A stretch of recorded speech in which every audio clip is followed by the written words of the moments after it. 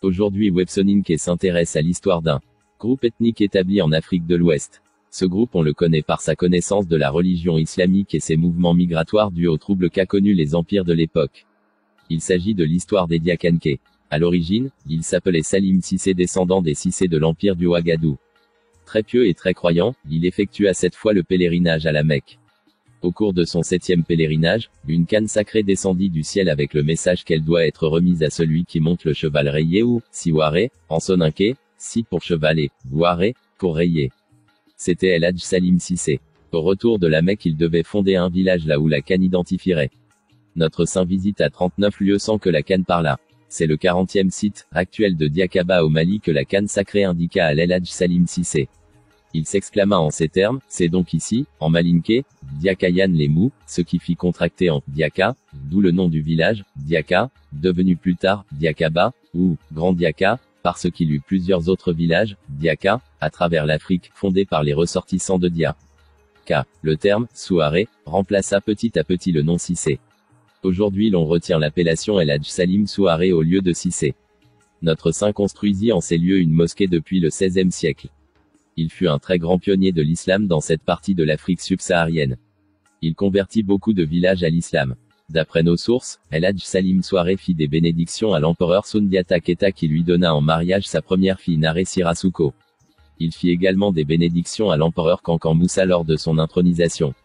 Aujourd'hui, la dépouille de El Hadj Salim Souaré repose à Diakaba dans une maison construite à cet effet et sous une moustiquaire. Ils appartiennent au grand groupe des Sarakolé, encore appelés Soninké.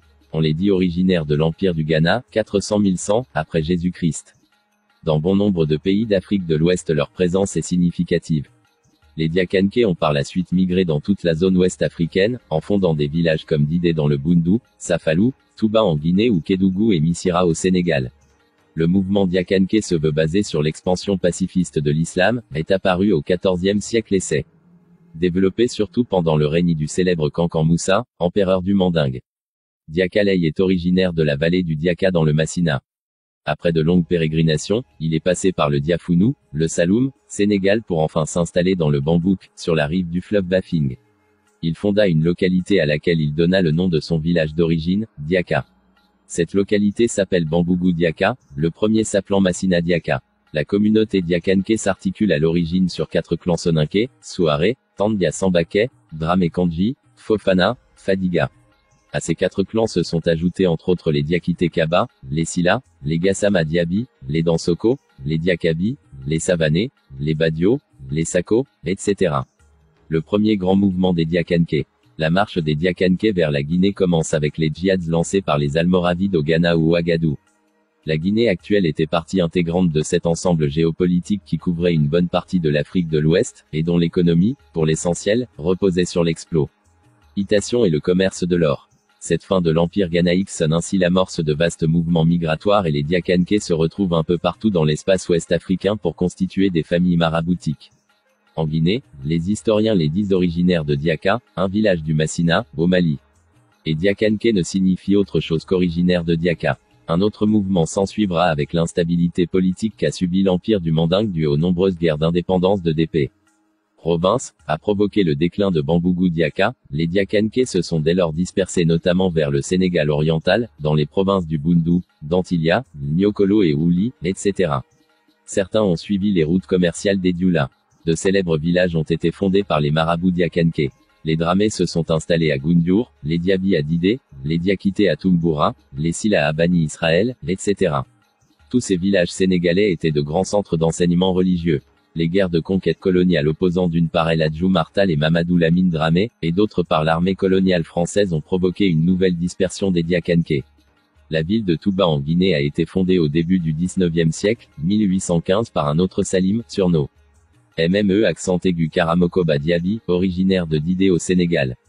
Touba a été le centre principal du mouvement Diakanké jusqu'à l'arrestation par l'administration coloniale, de Karan Sankung, arrière-petit-fils de Karamokoba en mars 1911.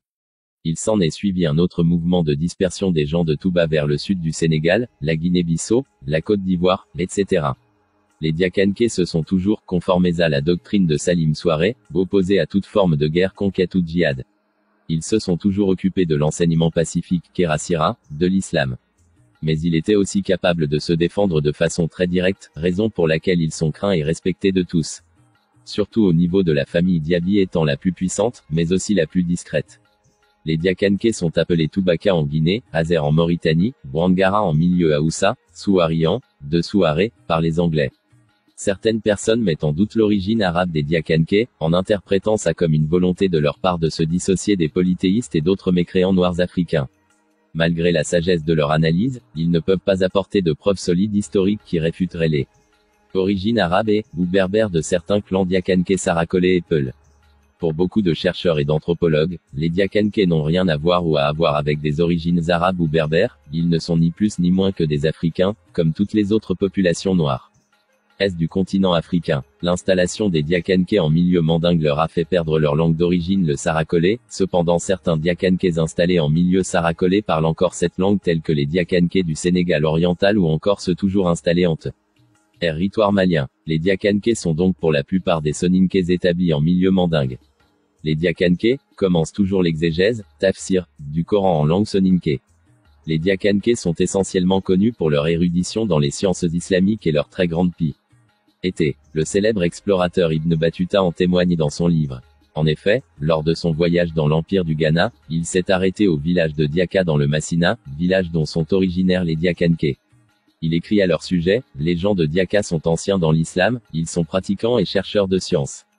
Les Diakanké sont très respectés par les différentes ethnies d'Afrique de l'Ouest qui les considèrent comme des descendants de Wali'i, saints, en effet un nombre incalculable d'apostrophes. Érudits Diakanké ont atteint le degré de proximité avec Allah le plus élevé, celui de la wilaya. Ils sont souvent maîtres soufis, versés dans les sciences du batin, secret. Ils adhèrent à l'école de jurisprudence de l'imam Malik ibn Anas, Maliki, et au dogme, Akida, Acharit. Ils interprètent les rêves et donnent des amulettes de protection, qui continuent à être très prisées. La méthode d'enseignement Diakanké est respectée partout dans le monde musulman et reconnue pour produire d'éminents érudits musulmans. Leur méthode consiste à éduquer les jeunes aux valeurs musulmanes, tout en encourageant les activités intellectuelles dans leur environnement naturel. Le programme standard du Majlis. Cela incorpore une introduction formelle dans les règles régissant la lecture et la mémorisation du Coran. Les 4 kalbas, Kalama Nano, ou Bulunda Nahano, les 4 foyers. Diakalei Souaré à Diakaba, Mali, Mohamed Badramé à Diakaba, Mali, Karou Mahmoud Fofana à Diakaba, Mali, tous les Fadiga à Diakaba, Mali. Ces 4 grands savants de leur époque sont les fondateurs des 4 clans, Bo. Ulon Nano, en effet leur mère à tous les 4 sont sœurs, de même père et de même mère, ils sont donc cousins maternels, Diakalei Souaré étant le plus âgé des 4. Ils furent tous les 4 de grands savants et wali, surtout El Hadj Salim Souaré qui a atteint le plus haut degré de la wilaya, et qui fonda, à l'aide de ses cousins, la cité universitaire de Bambougou Diaka sur les rives du fleuve Bafing. Au fil du temps, par leurs activités commerciales et par la religion, les Diakanké ont été au centre de métissage et de brassage divers. Au point que leur langue à l'origine soninké est fortement influencée, en fonction des milieux par le mandingue, le soussou, et même le peul. Mais par-delà les frontières qui les dispersent entre la Guinée, le Sénégal, le Mali, etc. La tradition Diakanké survit aux influences. La cuillère traditionnelle ou kalama continue de symboliser l'unité et la concorde. La religion reste aussi un ciment fédérateur pour le groupe en lui-même et par rapport à son environnement. La population Diakanké est répartie entre le Sénégal, la Guinée-Conakry, la Gambie, la Guinée-Bissau, le Mali, dans la zone de Kéniéba, et une minorité est établie en Occident. Les Diakanké sont une communauté d'origine soninké, installée en milieu malinké dont ils ont emprunté la langue. Ils sont souvent agriculteurs ou commerçants, et fréquemment prédicateurs musulmans ou marabouts. La variante mandingue que les Diakanké parlent est appelée Diakangakan ou par les Diakanké qui selon les milieux est proche du Kassonké, du Kabounké, du Malinké. Le vocabulaire soninké a tendance à disparaître pour être de plus en plus remplacé par les expressions malinké. On note aussi des emprunts à la langue peul et soussou. Au Sénégal, ils se sont surtout établis dans les régions de Tambacounda, de Kédougou, de Kolda, de Ziguinchor. La plus grande localité Diakanké du Sénégal est certainement Missira, Tambacounda. On pourra donc remarquer que beaucoup de Diakanké portent des noms de familles d'origine poulard tels que Sidibé, Diallo. Aujourd'hui Websoninké s'intéresse à l'histoire d'un groupe ethnique établi en Afrique de l'Ouest. Ce groupe on le connaît par sa connaissance de la religion islamique et ses mouvements migratoires dus aux troubles qu'a connus les empires de l'époque. Il s'agit de l'histoire des Diakanké. À l'origine, il s'appelait Salim Cissé descendant des Cissé de l'empire du Ouagadou. Très pieux et très croyant, il effectue